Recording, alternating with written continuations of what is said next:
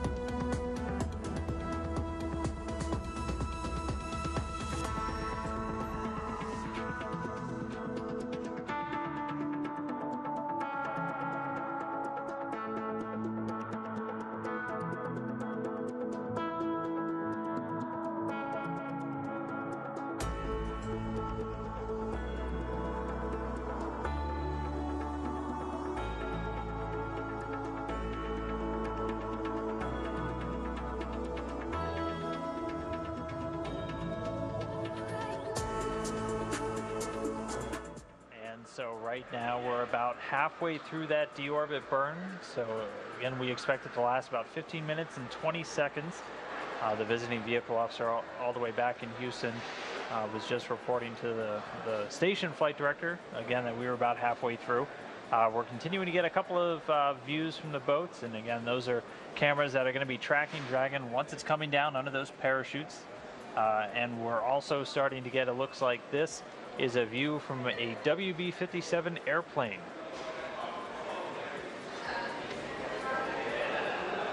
And so we have a number of assets out there off the Florida coast. Again, there's two ships rather, both with tracking cameras on board.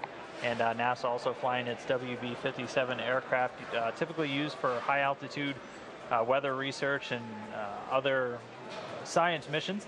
But it has a camera affixed on it and should hopefully give us some views of Dragon coming down under those parachutes. So there on your screen, you see a beautiful shot of Ghost Searcher, which is our primary recovery vessel. There on the front part of the ship, you can see what would essentially be the crew's quarters during the wait. They could be out to sea depending on how rough the waves are for a couple of weeks to just a couple of days, depending on the splashdown point. So they're coming into the view on the right-hand side of your screen. At the top is actually the helipad. For helicopters to land if we need to take the astronauts to shore quicker than just having them ride along on the ship. And really something that I just absolutely love about this vessel is underneath that helipad are actually medical quarters. So we're able to get the astronauts checked out immediately after egressing from the capsule, and we're able to check them out there and give them a warm welcome, not on land yet, obviously, but it's just such an incredible vehicle there that we're able to sustain so much activity while we're waiting for the astronauts to splash down, and then obviously once they are on board. It's also important to note, so right now the teams are about 200 or so, give or take, nautical miles off the coast. That won't be the case when we are bringing crew members back. That landing zone much closer in. I think it typically ranges out about 20 to 24 nautical miles or so away from the port. So that gives them the capability to then get back in within just a couple of hours instead of a little over a day that it's looking like it's going to take the teams to bring Dragon back after this mission. There we have some views from Dragon as it is re-entering the atmosphere. It's pretty dark in space. Yeah, we're still in the midst of that deorbit burn. We're expecting that to take about 5 more minutes. So that's pretty unique, getting views from the spacecraft while that deorbit burn is still underway. But again, this is just the final maneuver, that final firing of those Draco thrusters, just to bring Dragon out of orbit and set it up on a trajectory to ultimately splash down over there in the Atlantic, where, as you were just seeing, the recovery teams are standing by, ready and waiting to receive.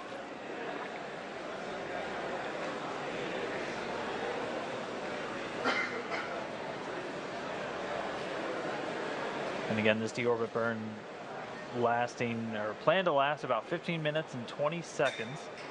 And this is just to ultimately carry Dragon out of its circular orbit. So right now it's been in a circular orbit just beneath the space station's orbit. We call it a co-elliptic orbit for the last several hours. And this deorbit burn is going to radically change that planned orbit, basically setting it up to intersect back down with the Earth, back down there in the water where the recovery teams are waiting.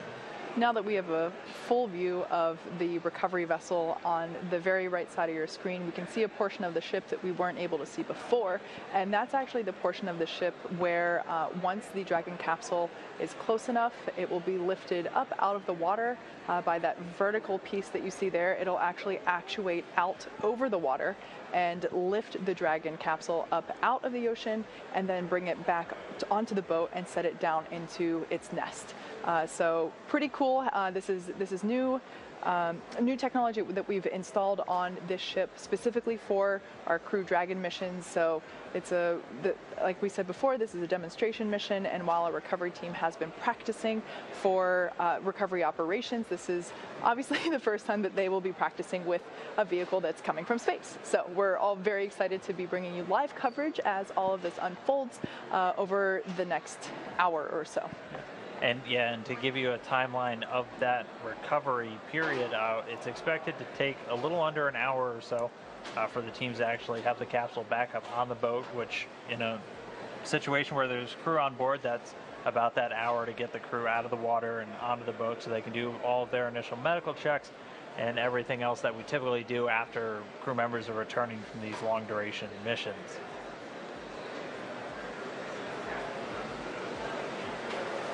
The waves looking pretty calm though, looking like really good conditions out there in the Atlantic. Again, they're a little over 200 nautical miles off the coast of Florida, and they'll ultimately be bound back for Port Canaveral, where the spacecraft's going to get brought back in and handed over to the SpaceX teams there, where they're going to begin processing and then pretty much getting ready to turn it around for that ascent aboard. Yeah.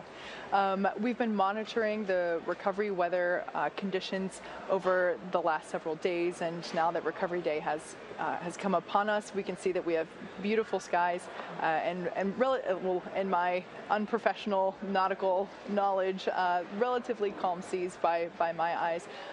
But you know, it's really difficult to be able to predict what the weather is going to be like at sea very far in advance. So we're all very happy to be able to have clear imagery of the recovery team as we make progress here.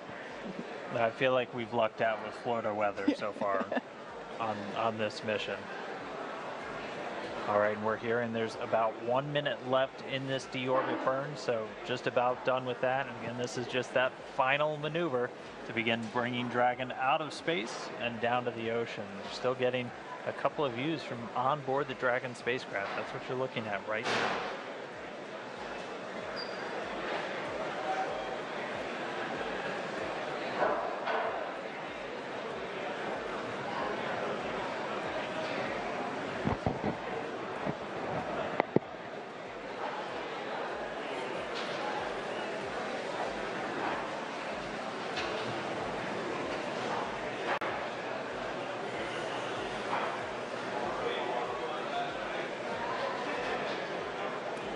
Now we're just going to stand by and listen for how the deorbit burn went. Should be wrapping up momentarily.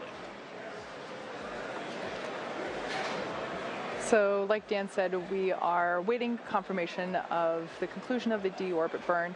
It's been going on for the last several minutes, and like we said before, Dragon departed space station earlier today, performed a number of departure burns, and now we are hopefully just exiting the final burn, and that's the re-entry burn. And there on the left-hand side of your screen, you can see our recovery vessel waiting for the splashdown of Dragon. Once we exit the re-entry burn, we will have parachute deployment. The first one of those will be the drogue chutes, the smaller chutes that slow the vehicle down, followed by the main parachute deployment. And that will slow it down even further, allowing it to come to a slower velocity as it approaches the surface of the ocean. And we are being told that was a nominal burn, so the deorbit burn is complete. Dragon is on its way home. And so the next thing that's going to happen is that nose cone on Dragon is going to get closed. We heard that process is now in work. And then it's time for Dragon to really get through the Earth's atmosphere and ultimately splash down. So that's where the vehicle is going to heat up tremendously, because again, you have to keep in mind thousands of miles per hour right now. And when it hits the thicker part of the Earth's atmosphere, it's going to heat up tremendously from the friction. And this is actually video of the nose cone starting to close on the Dragon spacecraft.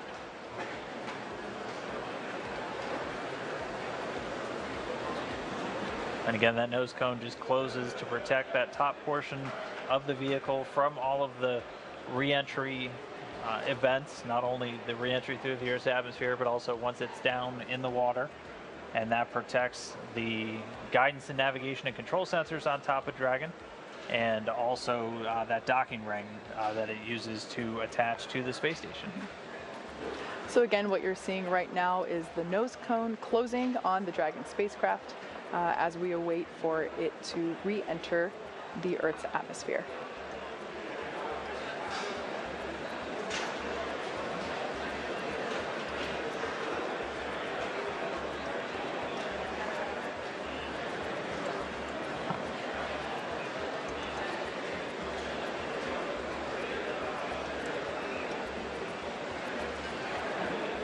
All right, so that nose cone looks like it's just about closed. We'll wait for final confirmation that everything looks good with it. But then pretty soon we're going to be looking towards the actual entry interface. So that's, again, where Dragon starts hitting enough atmosphere that it's going to start heating up, because right now it's still high enough, even following that deorbit burn, that it's still not feeling those effects. But the atmosphere is going to get thicker as it starts to descend, and that's going to heat the vehicle up. That's why you always have this heat shield on the bottom of these spacecrafts, and that's why a lot of them are in this conical shape. As a lot of engineers I've talked to, they like to say physics haven't changed since the 1960s. When we made the spacecraft back then, it was for that it was that shape for a reason, and so that's why it's so common to see this capsule design. Just because of how you re-enter the Earth's atmosphere, it makes a lot of sense. So we just heard confirmation that the nose cone hooks have begun the process of securing the nose cone into place prior to that re-entry burn. That's right, and so there's actually an anticipated time where you lose signal with the spacecraft, and that's just because as you're re-entering the Earth's atmosphere and you go through that intense heat, plasma actually builds up on the outside of the spacecraft, and you can't send or receive signals from there. So it's very common when there's people on board, you'll lose the voice communication between them and the ground, and you'll lose all the telemetry or the data streams that you have coming from the spacecraft to rooms like the Mission Control Center just behind us here in Hawthorne. So that'll be coming up. We're expecting that to happen at about 5:33 a.m. Pacific. So coming up in just about 20 minutes from now. Exactly, and so after we are able to get through that phase of the mission, like we said before, following that will be the deployment of the parachutes and then splashdown. Right. So just a quick recap in case if you have just joined us recently. We have departed from the International Space Station. Dragon completed a series of 4 departure burns in a slowly choreographed maneuver, and now we have already jettisoned the trunk of the Dragon spacecraft. We have completed the deorbit burn, and now we're just starting to come back down through the Earth's atmosphere and the final leg on Dragon's way home. That's right, so that nose cone's closed, and we're just going to be standing by to wait until we go through that entry interface. Again, that'll be about 20 minutes from now. And then once it's down through there, it's time for the parachutes. And we talked about the parachutes a little while ago, and we should hopefully get to see those parachutes maybe from the plane. But once it's down beneath the cloud deck, so we should be able to see them from the boats that'll be standing by out there at the recovery zone. And it comes in 2 different stages. Can you walk us through the parachutes real quick? Yeah. So with the parachutes, we will have the drogue parachutes. Those are the smaller chutes that will come out that will slow the vehicle down a little bit, and then we will have the main parachutes. Those are clearly visible by the orange and white coloring on them. Very iconic if you've watched our previous Dragon splashdowns for the cargo resupply missions. So we will have that, and then that's what will slow the vehicle down enough to have a safe splashdown in the water. So at this point, another fun fact about Dragon, in the return to Earth, the seats inside the capsule at this point have actuated or turned into the re-entry position. So depending on what phase of the mission we are in, the seats will actually actuate or adjust the angle to make sure that the G-forces that the astronauts will be experiencing are in the right places. So with that being said, we will take a quick break as we active operations here at SpaceX. So with that being said, we will take a quick break. Be sure to stay tuned with us as we go through this period of anticipated blackout with the Dragon capsule. We'll be back in just a few as we come back in anticipation of that parachute deployment. Stick around.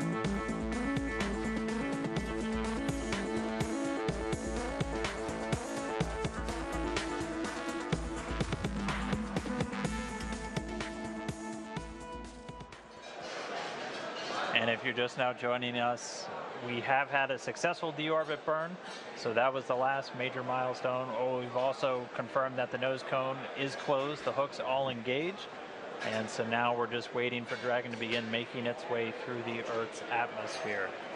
That deorbit burn lasted a little over 15 minutes and was reported that it was done successfully, no issues, and Dragon is now on its way home. We're continuing to get some pretty great views from the boats out there in the splashdown zone. We're also going to be on the lookout for some video possibly from an aircraft that we have in the area. One of NASA's WB-57 research planes is going to be trying to get some views of Dragon and the chute deploy and actually coming down under the parachutes. There are some clouds in the area, so the boats might not see it right away, but once it's underneath those cloud decks, they'll have some pretty great views of it coming down. So there on your screen, again, you can see our primary recovery vessel. That is, well, there it went. But that is our recovery ship that is fully equipped with medical quarters for checkouts. Once we do have crew on board Dragon for our upcoming missions, they will be able to come out of the capsule and get a full medical checkout immediately afterward. There's also a helipad there where a helicopter can land in the event that we might need to get them back to port sooner than what the boat may be able to go. And there on your screen you can actually see, I mentioned earlier, the lift that will bring Dragon out of the water has actuated it into its recovery position. So that you can see on the right-hand side of your screen at the end of the boat, and that is what will actually take Dragon out of the water, lift it up, and then place it into its nest, which it's the official term for it on the ship, and then that would be considered the end, at least whenever we get to that point, that will be the end of our webcast today. But at this point, we're still waiting for the parachutes to deploy and then for the entire recovery operation, which, like I mentioned before, the recovery team has practiced this, but obviously not with a vessel that has come down from the International Space Station yet. So a lot of firsts that we'll be seeing today, and we're really excited to be able to share that with you. Yeah, and if you missed the very beginning, the fun historical tidbit we had for today was it's been almost 50 years to the day since we've landed a spacecraft designed for humans in the Atlantic Ocean. That last one was Apollo 9, and that was back on March 13th, 1969. It was actually supposed to land in the Pacific, but ended up shooting for the Atlantic, and that was the last time they landed one in that area. So it's going to be exciting to see this water recovery. All of our crew members for the last couple of years, well, basically since we stopped flying the space shuttle, have come down for land landings over in Kazakhstan on the Russian Soyuz spacecraft. But in the not too distant future, we'll have crew members Doug Hurley and Bob Benkin, still waking up. They'll be on the Dragon for the Demo 2 mission a little bit later this year. So everything looking really good so far. We're going to continue to stand by and wait for that entry interface. We are just about 20 minutes away from when we're expecting to actually see Dragon under those parachutes. So not much longer, good things to come. There's a lot of anticipation. There's a crowd growing behind me here at SpaceX headquarters. Our mission control center is just down there, and you can probably hear the voices in the room around us, and the crowd is definitely starting to grow in anticipation of Dragon's reappearance. So with that being said, we will take a quick break as we await for Dragon to re-enter and for those parachute deployments. Stick around, we'll be back in just a few.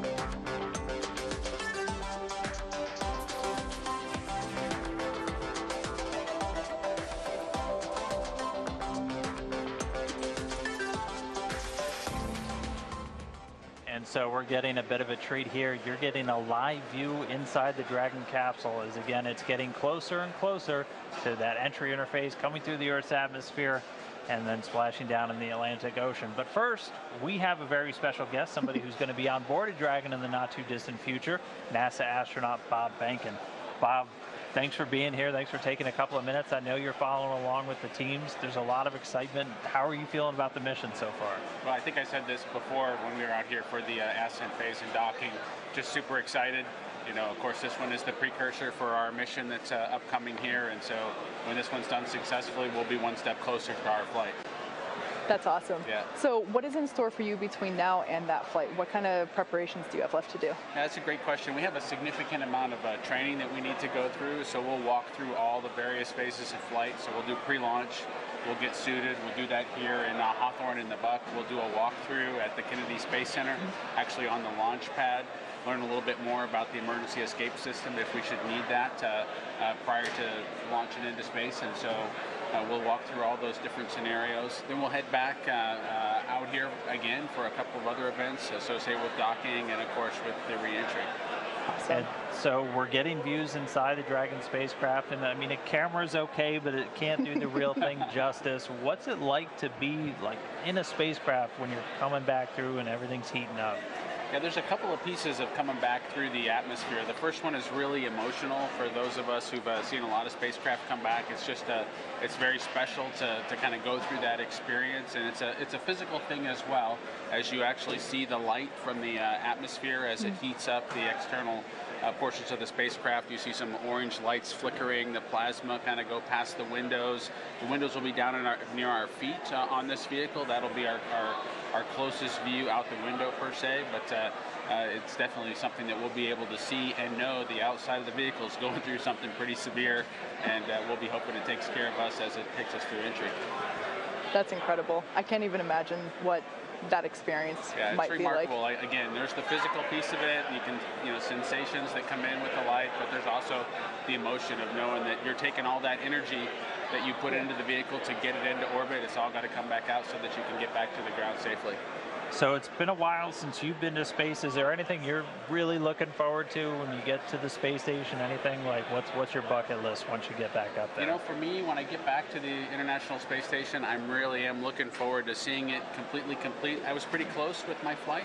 We put the cupola on the underside of the space station, one of the things close to the construction complete on the International Space Station. So I'm looking forward to getting back in there and actually experiencing sunrises and sunsets again. They're just remarkable from on orbit.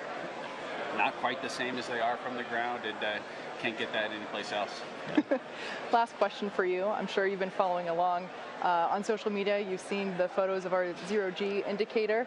Now, he's not coming back until you bring him back for us, so you'll have a little bit of time to play with him while you're on station. Is there anything that you would like to teach little Earthy while you're up on station with him?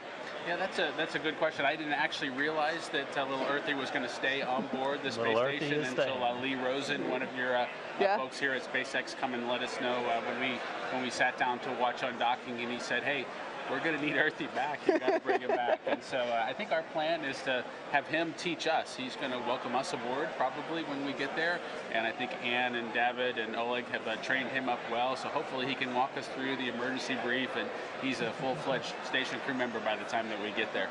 Well, it definitely looks like he's been getting a crash course in just about everything. Yeah, he should have it all, and he ought to be able to transfer it to us. That's part of being a crew member that arrives and takes over responsibilities on the International Space Station. That's very cool. Well, we certainly look forward to him coming back as well as you and Doug in our Demo 2 mission in a couple of months. So it'll be very exciting. Very much looking forward to it, as you might imagine. Us as well. Thank you. Well, we're going to get back to the re-entry interface. Bob, we're going to let you go watch along because, again, vested interest in everything that's happening. Thanks so much for jumping upstairs real quick and talking with us. Thank you again. Thank you very much. Thank you. So with that, we are awaiting the deployment, or excuse me, the final phase of the re-entry of Dragon spacecraft as it's coming back through the Earth's atmosphere. I'm still kind of reeling from his comments about what it's like to actually come barreling through the Earth's atmosphere, something that you see depicted in movies and TV shows, of course, but to hear it live from the source is pretty cool. And that's exactly what Dragon and Ripley are doing right now. So we brought you a live view of that just a couple of minutes ago. That was pretty cool that we were able to get that shot. Like we said, plasma will be building up on the exterior of the vehicle as it's re-entering the atmosphere. So there's a blackout period that we were expecting, and that's where we're at right now. So, but we can't bring you a view of Ripley on her journey back to the Atlantic Ocean. You can see a view of our recovery ship there. Like I said before, we can now see that the lift arms have actuated out into the recovery position, and they're like that in anticipation of Dragon being pulled in to position closer to the end of the ship and being lifted up into the recovery nest. And you got to imagine the teams out there on the ocean are ready for this to come home. And again, since they're about 200, give or take, nautical miles out to sea, they actually left yesterday, so they've been out on the water for some time. So they're ready and waiting. Again, the prime team is on that Ghost Searcher, and that's a bunch of SpaceX technicians who are going to be responsible for going out on some fast boats that will deploy from that prime ship. And they'll begin just basically getting the capsule stable and then bringing it in closer to ultimately get hoisted up on the ship. Also going off to make sure that they get those parachutes as those get jettisoned from the capsule at pretty much just at the moment of touchdown. So we're just going to be ready to watch all of that unfold pretty soon. We should be seeing those parachutes in about 10 or 11 minutes from now, right after Dragon begins that final plunge through the Earth's atmosphere. So we're getting a lot closer. Things are really going to pick up once we get those first views of Dragon over the Atlantic there. Absolutely. So like Dan just said, we've got about 10 minutes until we see the first deployment, which are the deployments of the drogue parachutes. So with that being said, we're going to take a quick break, and we'll be back in a few as we get closer to parachute deployment.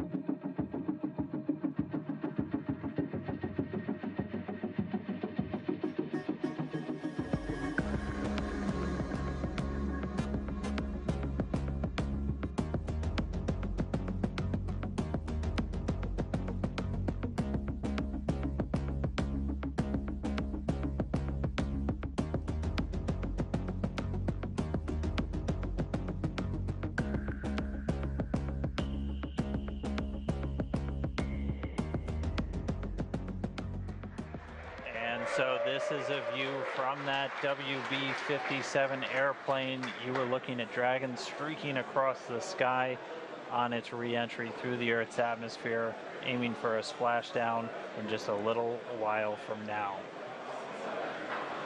So it's pretty exciting that we get this shot right now, as it is our first view from planet Earth of the Dragon capsule since it lifted off from Cape Canaveral just several days ago. I will say this is a pretty rare treat to be able to see this here. And again, this video is coming from a NASA airplane that we're flying around that recovery zone there, a WB-57. It's commonly used for a lot of atmospheric studies and other science missions, but able to put a tracking camera on it to try and get this re-entry through the Earth's atmosphere today. We're hearing that they should have AOSO acquisition of signal back with the Dragon spacecraft. Right now it's about 46 kilometers in altitude. Yeah, so just for orientation purposes, if you've seen our launches previously, you might be familiar with the angling of this as takeoff. Reminder, this is re-entry. The plane is below the Dragon spacecraft and the camera is looking upward as it's coming over the spacecraft. So it looks like from the orientation of the imagery there that Dragon is going up, when in fact it is still coming back down towards Earth.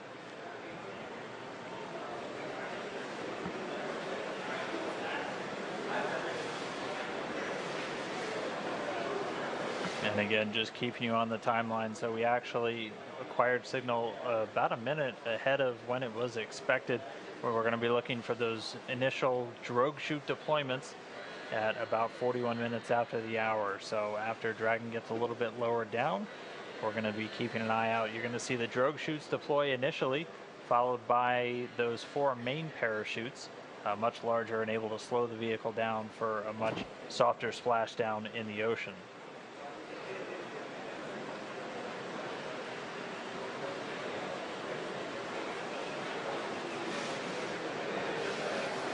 We should be getting that drogue chute deployment in just about 2 minutes now. And just heard that we're now below 30 kilometers.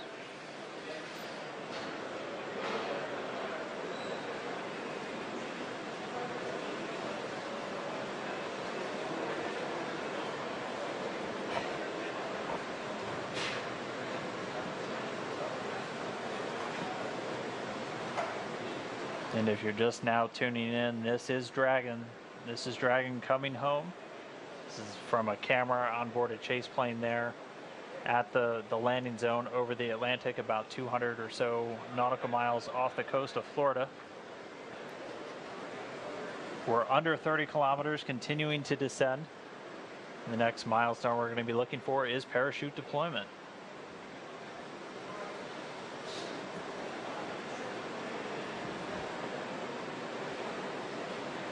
And hearing we're now about 20 kilometers in altitude.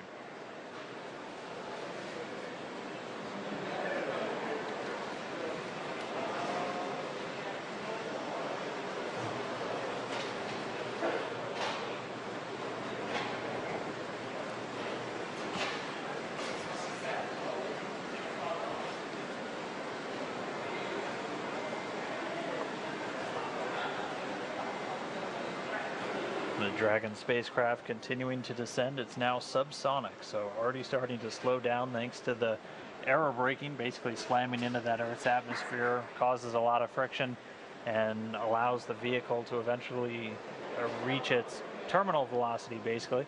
And then those parachutes are going to kick in.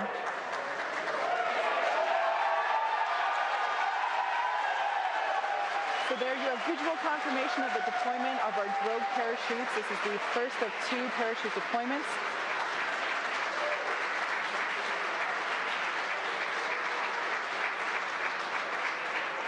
So those drogue chutes do the initial slowing, and then they're ultimately going to pull out the 4 main parachutes responsible for really slowing the spacecraft down prior to that splashdown. You can hear cheering here at SpaceX headquarters as the employees that have gathered around our Mission Control Center are sharing the same view as you. What a gorgeous shot of Dragon coming back down.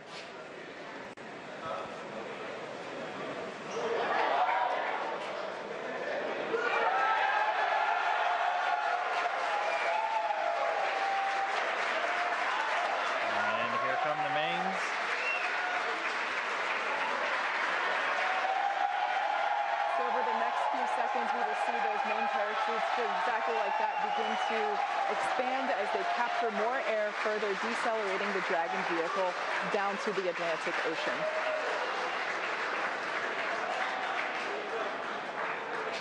Really can't ask for a more picture-perfect shot than that. And yes, all 4 chutes now deployed. It's going to continue to descend. It's going to continue to slow down and then ultimately splash down in the Atlantic there. We're now under 1 kilometer in altitude.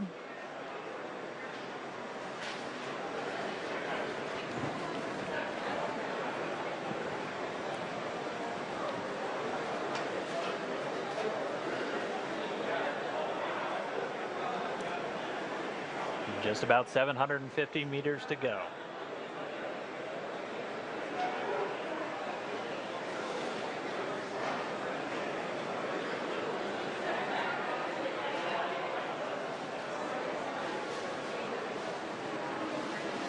In case if you're just joining us, you can see on your screen there, Dragon has just re-entered the Earth's atmosphere after departing from the International Space Station. We have a gorgeous shot of 4 healthy parachutes deployed and slowing the vehicle down as it is approaching the surface of the Atlantic Ocean off the coast of Florida.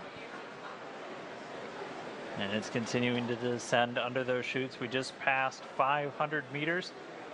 Everything continuing to look good via reports to all the flight control teams. Now we're at about 400 meters.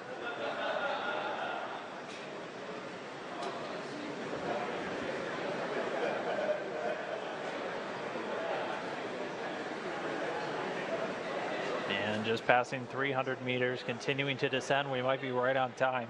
We were planning on splashing down at about 5:45 a.m.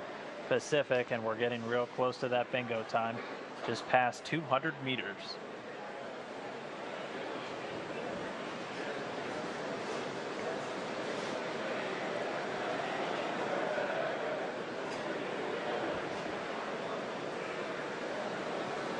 And we have confirmation that Dragon is now under 100 meters, is 100 meters above the surface of the ocean. So next up, standing by for splashdown.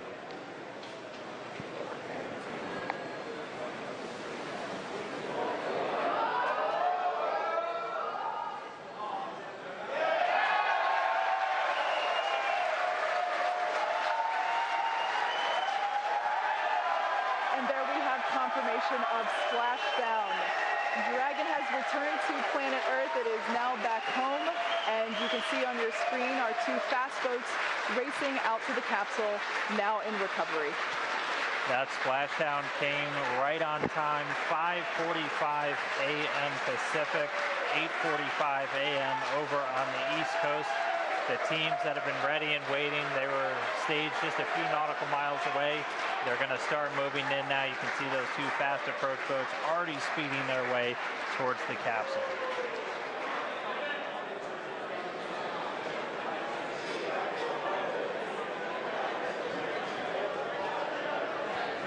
While there's still a little bit more work to be done at this point, like we said, the recovery team has to safe the vehicle and then lift it onto the recovery vessel.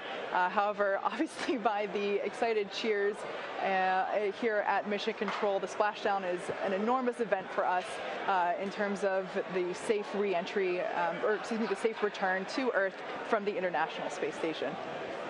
That's right, and you'll notice 2 boats on their way. 1 boat actually responsible for beginning to safe the vehicle and get it ready to go up onto the boat. The other one's going to go off and collect those parachutes as those 4 main chutes actually get jettisoned away from the spacecraft as soon as the vehicle detects that it's splashed down in the water. But if you missed it, I'm really sorry because that was really cool to see. But Dragon did splash down at 5:45 a.m. Pacific time, 8:45 a.m. over there on the East Coast, where they're now moving in on a Dragon spacecraft in the water, ready to recover it. Exactly. So like we said, the recovery team has been ready and waiting for a Dragon splashdown. It's been quite the morning, evening. Dan and I have been here since yesterday night, bringing you coverage from Dragon departure from the International Space Station now all the way down to splashdown. So it's a great next milestone, and we are excited to bring you coverage of the recovery operations as well. But we have a few minutes before that happens, so we're going to take a break momentarily, and we will continue bringing coverage as the recovery operations progress.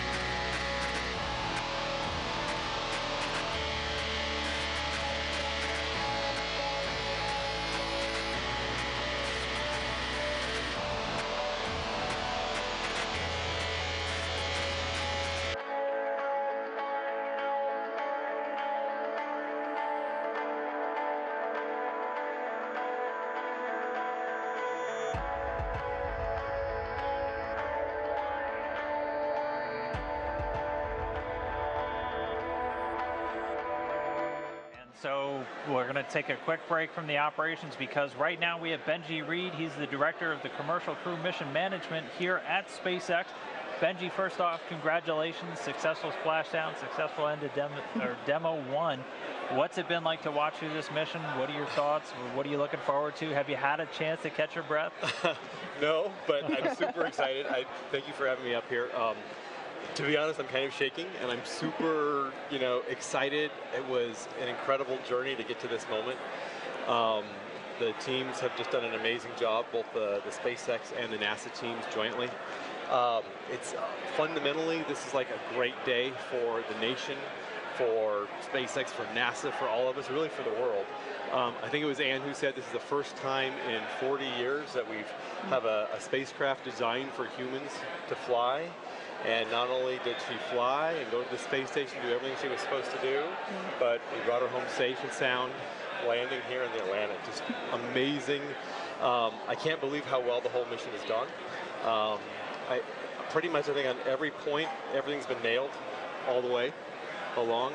Particularly this last piece, we're all very excited to see as we go through re-entry and parachute, drogue deploy, then main deploy, splashdown. Everything happened just perfectly, right on time, the way that we expected it to.